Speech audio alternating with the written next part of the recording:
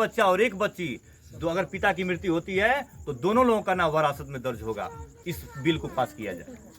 लेकिन वर्तमान ब्राह्मणवादी व्यवस्था, पूंजीवादी व्यवस्था, ठाकुरवादी व्यवस्था, भूमिहारवादी व्यवस्था के लोगों ने उस बिल को का बहिष्कार किया, उसको पास नहीं होने दिया।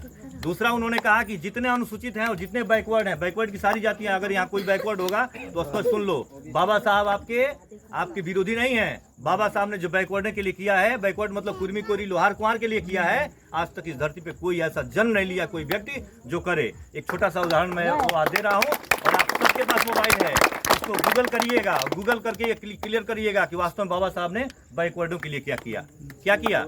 बाबा साहब ने कहा कि अनुसूचितों के लिए एक अलग आयोग, बैकवर्डों के लिए अलग आयोग बनाया जाए, और बना करके ये सर्वे किया जाए कि वास्तव में इनमें क्या क्या प्रॉब्लम है और उस प्रॉब्लम को दूर किया जाए। लेकिन तत्कालीन सरकार ने कहा कि नहीं, ऐसा संभव नहीं होगा। क्यों नहीं होगा? क्योंकि नेताजी का रोटी कैसे पकेगा?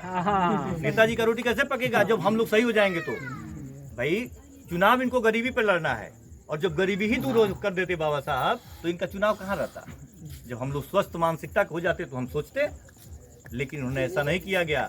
बाबा साहब ने कहा कि तुम्हारे इस मंत्री पद को मैं लात मारता हूं, और तुरंत कानून मंत्री पद से इस्तीफा दे दिया। आप बताइए कितना शानदार कार्य उन्होंने किया। आज मैं आपसे कहता हूं, आपके भी गांव में मेंबर होंगे, सदस्य होंगे, छोड़ दीजिए विधानसभा, लोकसभा और मंत्री का पद, आपकी ग्राम पंचायत में जो वार्ड मेंबर होंगे उनसे इस्तीफा दिलवा कर दिखाइएगा। नहीं देंगे।